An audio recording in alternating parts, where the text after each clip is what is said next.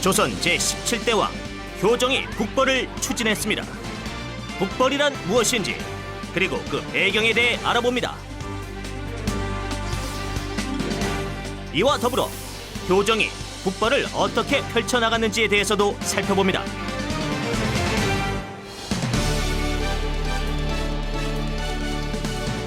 역사를 통해 오늘을 되돌아보는 시간, 역사 이니스의 최현지입니다. 조선은 청나라와의 전쟁에서 진 후 나라 대 나라의 대등한 관계가 아닌 청의 신하가 되는 군신 관계를 맺게 되는데요. 심지어 두 왕자 소현세자와 복림대군을 비롯한 많은 사람들을 청나라의 임진로 보내야만 했습니다. 몇 년 후 소현세자의 동생인 복림대군이 인조 다음으로 조선의 왕이 되는데요. 그가 바로 조선의 제17대 왕 효종입니다. 그리고 왕이 된 효종은 북벌을 내세우는데요. 그럼 효종이 주장한 북벌이라 무엇인지, 그리고 그 주장의 배경에 대해서도 알아보도록 하겠습니다. 병자호란 후 청에 끌려간 두 왕자는 우애가 돈독했지만 청에 대한 생각은 달랐습니다. 청은 조선보다 뛰어난 문물을 가지고 있다.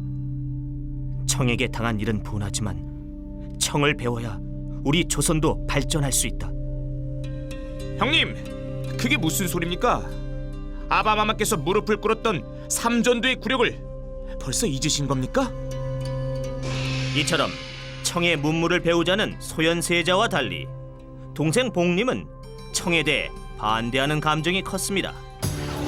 명이 멸망하고 청이 중국 대륙의 주인이 되자 청은 소현세자를 돌려보내는데요.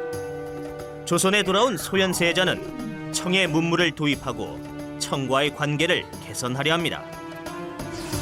아바마마, 조선을 강하게 만들기 위해선 청의 문물을 배워야 합니다. 뭐라? 듣기 싫다. 썩 나가거라. 인조는 병자호란 때 당한 굴욕으로 청에 대한 증오심이 컸습니다. 그런데 소현세자가 귀국한 지 2달여 만에 갑자기 사망합니다. 이에 청에 남아있던 복림대군이 급하게 조선으로 돌아오는데요. 인조는 소현세자의 아들이 어리다는 이유로 소현세자의 동생인 복림대군을 세자로 책봉합니다. 이후 인조가 죽자 복림대군이 왕이 되는데 그가 바로 효종입니다. 청은 우리나라를 침략했던 나라다. 조선이 힘을 길러 청에게 복수를 하고 그날의 치욕을 갚을 것이다. 왕이 된 효종은 형 소현세자와 달리 북쪽의 청나라를 정벌할 것을 주장하는 북벌을 내세웠는데요. 효종이 북벌을 내세운 데에는 청에 대한 복수심 말고도 또 다른 이유가 있었습니다. 형의 아들이 어리다는 이유로 왕이 된 효종은 정치적으로 자신의 자리를 강하게 만들 필요가 있었습니다. 당시 조선의 조정에는 청을 반대하는 세력이 청을 배우고 친하게 지내야 한다는 세력보다 강했습니다. 결국 효종은 청을 반대하는 편에 서서 청의 우호적인 친청파들을 모두 몰아냅니다. 그리고 청과의 전쟁으로 피해를 입고 혼란에 빠져있던 백성들의 마음을 북벌을 통해 하나로 통일하려 했습니다. 효종의 북벌은 여러 가지 복잡한 정치적 목적을 포함하고 있었지만 청으로부터의 정치, 군사적 자주성을 회복하고 또 나라의 힘을 키우려 했다는 중요한 의미를 갖습니다. 그럼 효종이 북벌을 실천하기 위해 또 어떤 정책을 펼쳤는지 지금부터 살펴보도록 하겠습니다. 북벌은 기본적으로 청과의 전쟁을 그 염두에 두고 있습니다. 때문에 조선의 군사력을 키우는 것이 중요했죠. 효종은 중앙의 군사력을 강화하는 동시에 남한 산성과 북한 산성을 고쳐 쌓고 적의 침입에 대비합니다. 또한 조선에 표류한 네덜란드인 하멜에게 화포를 개량하는 임무를 맡기기도 합니다.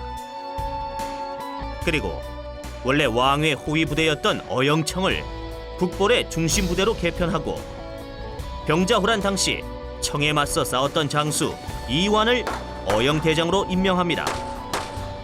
그대를 어영 대장으로 임명하니 청을 물리치는데 최선을 다해 주시오.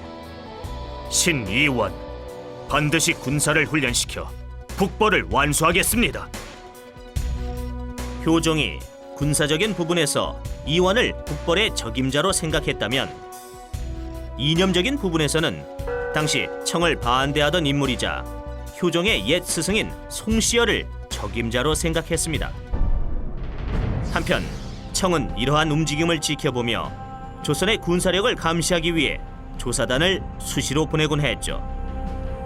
그렇지만 효종은 청의 감시를 피해 조금씩 북벌을 준비해 나갑니다. 그러던 중 청으로부터 러시아의 전투에 조선군이 지원해달라는 파병 요청을 받게 됩니다. 네, 청으로부터 예상치 못한 파병 요구를 받고 효종은 고민에 빠집니다. 청을 공격하기 위해 훈련시켜온 군대를 오히려 청을 돕기 위해 보내야만 했기 때문인데요. 청의 요구를 거절하기에는 나라의 힘이 아직 부족했기에 결국 효종은 청의 요구대로 군대를 보내기로 합니다. 나선 정벌. 조선군이 청나라와 함께 두 차례에 걸쳐 러시아와 전투를 벌인 사건을 말하는데요. 1차 전투에는 조선군의 조총군 약 100여 명이, 2차 전투에는 조총군 약 200여 명이 참여하는데 두 번 모두 청과 조선연합군의 승리로 끝이 납니다. 이 전투를 통해 조선군의 위력을 확인하자 효종은 더욱더 북벌 계획에 매달리는데요. 하지만 효종의 북벌은 안으로부터 난관에 부딪히게 됩니다. 먼저 북벌을 적극적으로 지원하리라 예상했던 송시열과 신하들이 신중론을 내세우죠. 청을 공격하기 위해선 일단 나라의 힘을 더 키워야 합니다. 백성들의 삶부터 살피소서. 이리도 내 마음을 모르다니. 다들 물러가시오. 효종은 이런 신하들의 모습에 크게 힘들어하는데요. 병자 호란의 굴욕을 아직도 씻지 못했거늘 모든 신하들이 나에게 참으라고만 하니 이를 어쩐단 말인가. 뿐만 아니라 청과의 전쟁을 위해 군대를 훈련시키고 유지하기 위해선 막대한 자금이 필요했습니다. 해서 백성들에게 과도한 세금을 걷게 되는데요. 이로 인해 전쟁으로 황폐화된 백성들도 효종의 북벌에 대해 불만을 갖게 됩니다. 그러던 어느 날 효종이 갑자기 세상을 떠나고 마는데요. 왕위에 오른 지 불과 10여 년 만의 일입니다. 결국 야심찬 효종의 북벌 계획은 이렇게 그의 죽음과 함께 사라지게 됩니다. 효종의 이루지 못한 꿈 북벌. 비록 청의 확고한 중국 지배와 강력한 군사력, 그리고 효종의 갑작스러운 죽음 등으로 실천에 옮겨지지는 못했지만 병자호란의 치욕을 씻고 조선의 자주성을 되찾기 위한 그의 뜨거운 노력은 우리 역사 속에 각인되어 있습니다.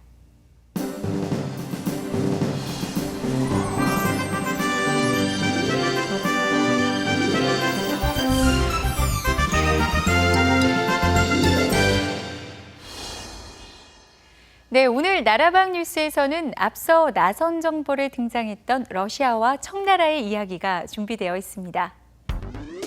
17세기 중반 명이 멸망한 후 중국을 차지한 청나라는 조선마저 신하의 나라로 두며 세력을 확장하고 있었습니다. 그러다 흑룡강, 즉 헤이룬강 쪽에서 유럽의 또 다른 강자 러시아와 만나게 됩니다. 러시아 역시 청나라와 같이 영토를 확장하는 중이었죠.